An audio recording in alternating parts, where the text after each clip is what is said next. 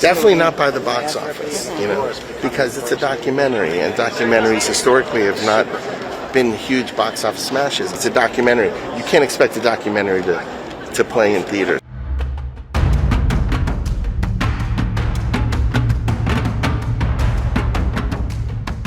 Melania director Brett Ratner seemingly confirms low ticket sales of U.S. First Lady Melania Trump's self-titled documentary. Speaking with reporters at the Kennedy Center premiere of the film, Ratner stressed that he will not be measuring the success of the project by its box office collection.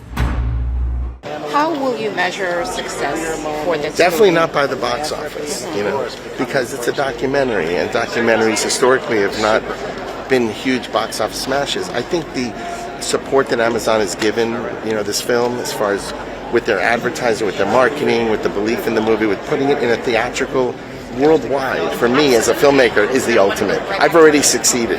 Having the film in theaters is already a huge success for me. It's a documentary. You can't expect a documentary to play in theaters. So for me, it's incredible.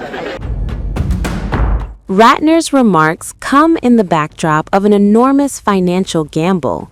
Amazon MGM Studios reportedly invested $75 million in Melania, including $40 million for distribution rights and another $35 million for marketing and promotion.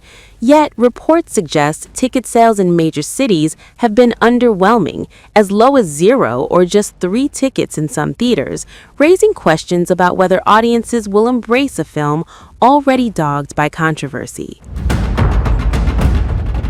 Ratner also addressed reports of crew members stepping away from the project and not wanting to be included in the credits of the documentary. As per the director, he was unaware of such walkouts and claimed he learned about them only after reports came out. Ratner told Variety that he understood if liberals working on the movie did not want to be credited.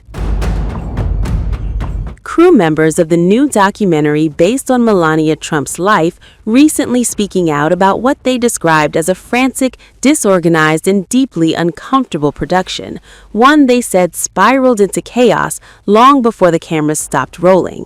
As per a bombshell report by the Rolling Stone, several sources claimed long hours, poor planning, and relentless pressure defined the shoot. But the most troubling complaints focused on director Brett Ratner, whose presence on the project caught some crew members off guard.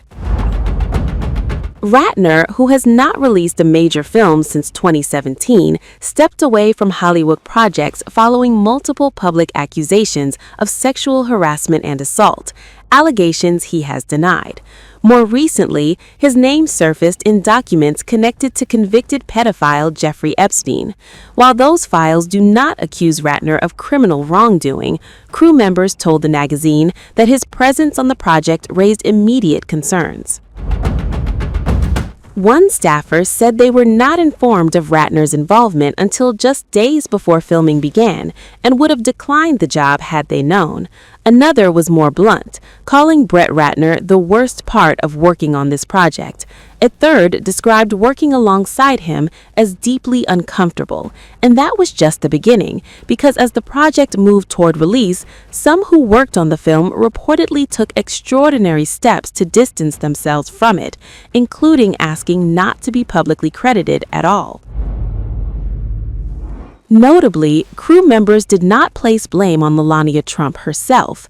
As per the Rolling Stone report, she was described as friendly, engaged, and totally nice, though sources also noted she exercised an unusually high level of involvement in shaping the film.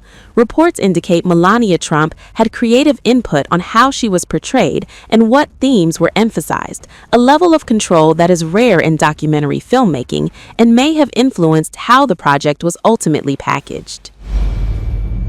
Can you tell audiences what really inspired you to make this film and tell Melania's When story? the First Lady asks you, you pay attention. She's one of the most elegant and beautiful women in the world, but she's also one of the most intelligent women. And she really wanted to do something that was, she said, let's not talk about history, let's make history. And I was down for that. Can you describe the experience of making the film in 3 words? Say it Can you again. describe the experience of making the film in 3 words? The what? Like what it was like making the Oh, film? what was it like? Yeah. Oh my God. Exhausting. Because from the moment when Melania woke up in the morning, I had to be right there. So I had to be there before she was ready. And I was there until she went to sleep. And let me tell you something. You think Donald Trump doesn't sleep? Melania Trump does not sleep either. She is working. When I'm filming, right, I at least get a break. I get to break for lunch. I get to change the lights. I get to change the camera. And what I was doing was I was kind of working, taking breaks. She was having meetings in between the film and preparing everything that was coming over those next 20 days. So nobody works harder than her. Nobody cares more than her with her duties and her role as the First Lady. And I'm very grateful to be a small part of it. Be inspiration. I'm excited to see that. And then a few questions from our exhibitor team. Hi, we're covering for movie theaters. Okay. Awesome. First question is, what do you think is the most surprising thing, or what the thing that audiences are going to be the most surprised about when it comes I to think movie? Melania's humanity and her compassion for people, for children, her seriousness about her role, how serious it is, and I think her love and respect of her husband, but the mutual love and respect is amazing. You know, I put what's in the frame, I just created, and there's no manipulation here. I was just there with them, following them. I remember the day that And there's incredible compassion between her and him, and love and affection and all that. So it's like, you see, it's a beautiful partnership between the president and the first lady, and how much he respects her is the utmost respect for her ideas, her vision, her sensitivities to whatever he's doing, and not even politically, just about, humanity, really. It's beautiful. And why was it important for both of you to release this theatrically? Because I only made movies for the theaters. Streaming came after. I'm old. I've been around for a long time, so my skill set is for the big screen. And this is the best way to see this movie. I mean, it is the ultimate.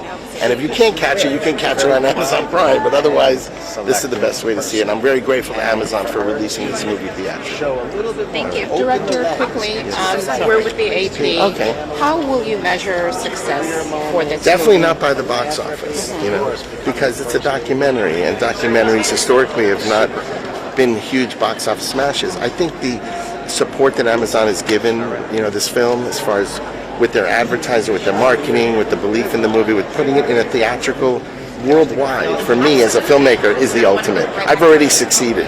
Having the film in theaters is already a huge success for me. It's a documentary. You can't expect a documentary to play in theaters. So for me, it's incredible. Okay. And where are you on Rush Hour 4? Rush Hour 4, I hope to be filming this summer. We're on track. We're going. This has been your first film in a while. Yes. How does it feel to be back? Do you feel that you've maybe been pushed out until this moment, or any feelings like Oh, that? I was very busy in between. I'm always keeping myself busy. Whether it's I went back to school, I went to Harvard Business School for a short period of time. I produced a bunch of stuff. I was laying low for sure, but I was happy to be back, because the only thing that really gives me the most joy is filming. I mean, that is the ultimate for me, and I feel like I'm good at my job, so I need to be back doing that, and doing it was really a joy for me.